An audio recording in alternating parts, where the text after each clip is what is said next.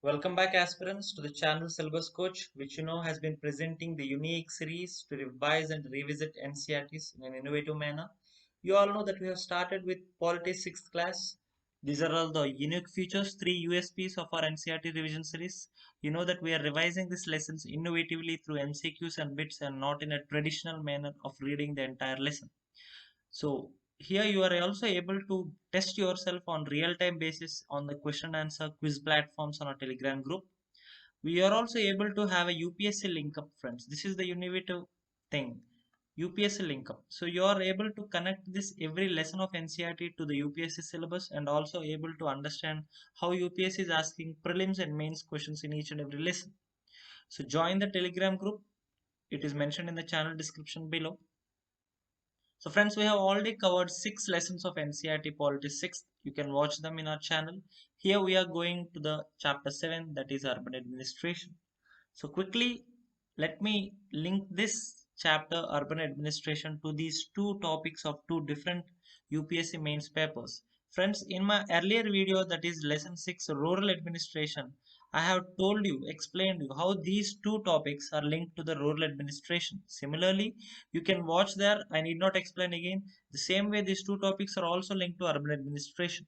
So let me go quickly to the prelims question, that is 2012 way back, where it is directly related to the urban local bodies chapter. So read the question, friends, carefully. Which of the following provisions of the Constitution of India have a bearing on education? DPSPs, rural and urban local bodies, fifth schedule, sixth schedule, seventh schedule. So friends, you need to have diverse ideas of all these things to be able to answer this question correctly. So let me explain you this. You need not fear, friends. All these will be you will be able to easily answer if you finish NCERTs up to 12th. So if you are a novice in reading NCERTs, you have just started 6th class, don't worry. You just complete NCERTs from 6th to 12th. You will be easily answering this question. So don't worry. So let me explain you this question. So in DPSP's, friends, there is an article 45 which is related to education. Okay. So in that way, DPSP is related to education. Rural and urban local bodies. So this is lesson 6, our lesson 6. This is our lesson 7. So how is rural and urban local bodies related to education? So if you have studied in a government school, right?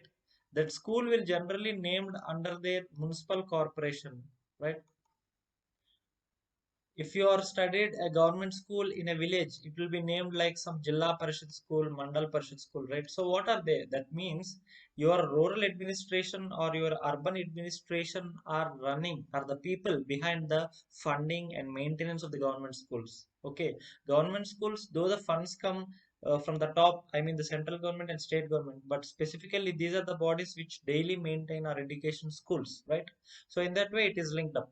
The fifth and sixth schedule, friends, you will be knowing that they are related to tribal provisions. Okay. The seventh schedule is again linked to education. How? Friends, seventh schedule is division of the executive powers of India. So any executive power in India is divided into three things. That is the union list, powers of the central government, the state list, powers of the state government, and concurrent list, where powers will be shared by both the union and state. Okay, concurrent powers will be shared by both union and state. So what happened is, before the Indira Gandhi government, education was in the state list. So there was an amendment which we'll learn later. So in that at that time, Indira Gandhi government has changed or I mean translated the education from the state list to the concurrent list. So at present, education is in the concurrent list. So where is all these provisions located? All these union list, state list, concurrent list, all these are mentioned in the seventh schedule. So this is the concept. Only when you know this concept, you will understand that seventh schedule is linked to education. So if you read NCERTs carefully, friends, no need to read any other books. If you carefully read NCERTs, you will have all these ideas. You will be able to analyze each and every topic in this manner and can easily answer this question. Okay? So don't worry, just keep reading all the NCERT lessons diligently, follow our suggestions. So that's why I every time tell you one NCERT lesson is more than one UPSC question. So let me quickly go into the questions. Difference between municipal corporation, municipal council. So friends, like let me make it easy for you. Okay, there are three levels, right? There are three levels of urban administration. What are the three levels? Friends, generally in student terms, what we know, there is a city. right? Delhi, Mumbai, Hyderabad, these are called as cities. So let me say there is a smaller city, okay, smaller city or a bigger town, and there is a small town which is also called as the transition towns. So for example, in our you think of your areas where there that particular town should have been a village just some 10-20 years ago. Now it is a town, that is called as a transition town. So if we think that there are these are the broadly three types of urban areas, so what are all the urban administration names? They are called, at the city level it is called as the corporation, municipal corporation. At the smaller city or bigger town level, it is called as a municipal council. Okay. And at the town transition level, it is called as a Nagar Panchayat. Okay, friends. These are the three levels of municipal administration. What are the wards? So wards are nothing but subdivisions of a town. For example, in India, okay, in India there are many states, right? Why there are many states? Again, within a state there are many districts. Why there are many districts? Because that is for administration convenience, right? Similarly, in a city, okay, for every city there is a person who is directly, I mean, elected by the people called mayor. So in every city also there will be subdivisions. These are called as wards. Okay, these are called wards. So just like a PM for India, CM for states, and you say district collectors for all the districts. Similarly, there will be mayor for a big city, and for every ward, there will be a person who is elected by the people called as the councillor. Okay, councillor or the ward councillor. That is our next question, friends. So, who are called as a ward councillors? The head of the ward is called as ward councillor. He is elected directly. Here, I am giving you an analysis. Every ward councillor is like a legislature member. What is legislature, friends? At India level, legislature is our parliament, right? At state level, legislature is our assembly. Similarly, in every city level, our legislators are nothing but the ward councillors. They are headed by our mayor. Okay, so all these people are elected by the people. So just like our MLAs and MPs in our cities, ward councillors will make the decisions. They are the legislature. They will put the demands of their wards. They put the budget. Okay, so they are elected directly and they make the decisions. So these people are making the decisions. Then who is going to implement it? Right? You should think these questions, right? So who is going to implement? They are implemented by the municipal commissioners and their team, right? Who is this municipal commissioner? It can be an IAS officer if it is a big city like Delhi, Hyderabad. For example, cities like Delhi will have more municipal commissioners because they are very big, so there will be many IAS officers, right? Uh, for smaller cities, there will be single municipal commissioner. For smaller towns, there will be municipal commissioners of grade 2 or grade 3 cadre. All these people will be selected by the state PSCs. So these are all government officials, friends. They implement the decisions. Okay.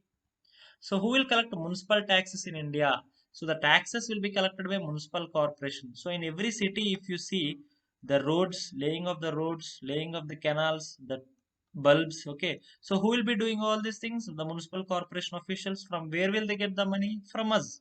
So we, the citizens of the city, will be paying the taxes. What kind of taxes? It is not income tax, customs tax, friends. Okay, it is the property tax. Okay, entertainment tax, octroi tax, education tax. These kind of taxes are collected by the municipal corporation. They are also called as urban local bodies. Okay. In your next lessons, you will be reading about the 73rd and the 74th Constitutional Amendment Acts. So please remember these two. What do you know about subcontracting? Friends, here I'm making it simple for you. Subcontracting, is for example, if there is a work, okay, you delegate the work to a person A. So what will A do? He thinks that this work will be too difficult for me to do, so he will share some part of work with another person or another company called B. So you contract it to one person, and that bigger work will be subcontracted to smaller persons or smaller companies. That is called as subcontracting. That is what mentioned in our NCERT lesson. So because there is a huge bundle of work for a municipal commissioner or municipal corporation to do, some of the works they will be delegating to a private contractors. So that is called as a subcontracting. Okay, you can understand it from lessons. What are the types of dustbins in India? So friends, there are a lot of dustbins being used, but officially, let's say the municipal corporations will be following these three in general. So these two are the famous. We know the green and the blue. So the blue is for dry waste, right? The green is for wet waste. So wet waste is also called as a biodegradable or also the organic waste, okay, which get decomposes. The blue bin is a dry waste like plastics, etc. So recyclable and non-recyclable as well. So black bin is an innovative thing. Actually, black bin contains all the domestic hazardous wastes like sanitary napkins, bulbs, etc. So recently, yellow bin concept also started, especially due to the corona. Yellow bin concept has got so for our masks, right? For our masks and other medical related wastes, yellow bin is also getting famous nowadays. So friends, that's the lesson. So as per our thought process, improving the collaborative of the knowledge. So this is the comment section. So do write this. That will help you a lot in mains. So you may neglect it, but I would say in your mains you have to write for 6 hours at a stretch with a gap of 2 hours. So you have to write 3 hours, take a gap of 2 hours and 3 hours. You need to have a lot of writing practice. Whatever the thoughts come to your mind, you should be able to write that each question within less than 10 minutes. Strictly saying, it would be 7 to 8 minutes per question, 150 words. So please practice it. If you practice every question per day, if you strictly practice that for 1 year, 365 questions, if you do at least 300 plus questions, that would be a very good experience for you. So do answer this. So the question is, mention the domains or occupations where contract labor are present and what are the common problems faced by them. So friends, try to answer this question. If you read the NCERT lesson, you will know that in our urban administration, there are a lot of people who are working for contract. So try to know about them. I would explain you what about this why I have asked this question is I want you to be self-prepared before I explain this concept in our next video. So I am explaining this contract labor in next video. So try to answer this.